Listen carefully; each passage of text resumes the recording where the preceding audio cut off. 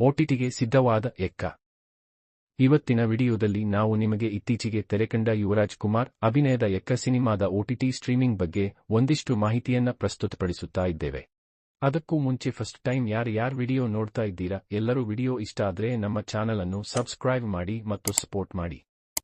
ಹಾಗಾದರೆ ವಿಡಿಯೋ ಅನ್ನು ಶುರು ಮಾಡೋಣ ಬನ್ನಿ.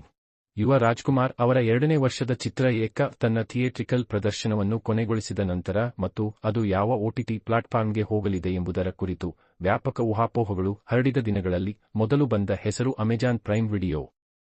ನಟನ ಚೊಚ್ಚಲ ಚಿತ್ರ ಸ್ಟ್ರೀಮರ್ನಲ್ಲಿತ್ತು ಮತ್ತು ಎಕ್ಕ ಹಲವಾರು ನಿರ್ಮಾಪಕರನ್ನು ಹೊಂದಿತ್ತು. ಅವರ ನಿರ್ಮಾಣಗಳು ಹೆಚ್ಚಾಗಿ ಪ್ರೈಮ್ ವಿಡಿಯೋಗೆ ಬಂದಿವೆ.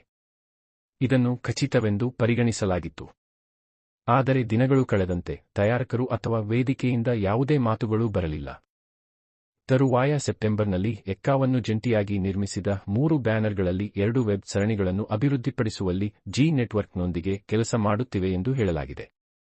ಇದು ನೆಟ್ವರ್ಕ್ ತಮ್ಮ ನಡೆಯುತ್ತಿರುವ ಸಂಬಂಧದ ಭಾಗವಾಗಿ ಚಿತ್ರವನ್ನು ಆಯ್ಕೆ ಮಾಡಿದೆ ಎಂಬ ಹೊಸ ಊಹಾಪೋಹಕ್ಕೆ ಕಾರಣವಾಯಿತು. ಒಂದು ಸರಣಿ ಬಂದಿತು ಮತ್ತು ಇನ್ನೊಂದು ಕೆಲವು ದಿನಗಳಲ್ಲಿ ಬಿಡುಗಡೆಯಾಗಲಿದೆ. ಆದರೆ ಎಕ್ಕ ಯಾವುದೇ ಪಾಲುದಾರರಿಂದ ಯಾವುದೇ ನವೀಕರಣವಿಲ್ಲದೆ ಗಾಳಿಯಲ್ಲಿ ಉಳಿಯಿತು.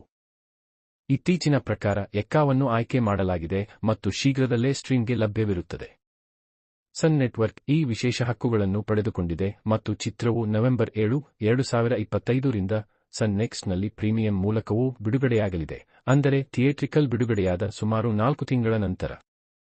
ಮತ್ತು ಈ ಸಿನಿಮಾದ ಸ್ಯಾಟಲೈಟ್ ಹಕ್ಕುಗಳನ್ನು ಉದಯ ಟಿವಿ ಚಾನೆಲ್ ಪಡೆದುಕೊಂಡಿದೆ. ಮತ್ತು ಈ ಚಿತ್ರವು ಕನ್ನಡ ಆಡಿಯೋ ಮತ್ತು ಇಂಗ್ಲಿಷ್ ಉಪಶೀರ್ಷಿಕೆಗಳೊಂದಿಗೆ ಸ್ಟ್ರೀಮ್ ಆಗಲಿದೆ. ರೋಹಿತ್ ಪದಕಿ ನಿರ್ದೇಶನದ ಎಕ್ಕ ವರ್ಷದ ಮೊದಲಾರ್ಧದಲ್ಲಿ ಕನ್ನಡ ಚಲನಚಿತ್ರೋದ್ಯಮ ಅನುಭವಿಸುತ್ತಿದ್ದ ಬಾಕ್ಸ್ ಆಫೀಸ್ ಬರವನ್ನು ಕೊನೆಗೊಳಿಸುವ ಚಿತ್ರವೆಂದು ವ್ಯಾಪಕವಾಗಿ ಪರಿಗಣಿಸಲ್ಪಟ್ಟಿತು.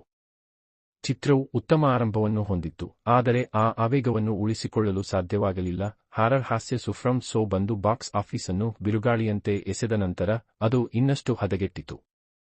ಅಂತಿಮವಾಗಿ ಎಕ್ಕ ಮಸುಕಾಯಿತು ಮತ್ತು 15 ರಿಂದ 17 ಕೋಟಿ ರೂ. ಗಳ ಬಜೆಟ್ಗೆ ವಿರುದ್ಧವಾಗಿ 9 ರಿಂದ 10 ಕೋಟಿ ರೂ.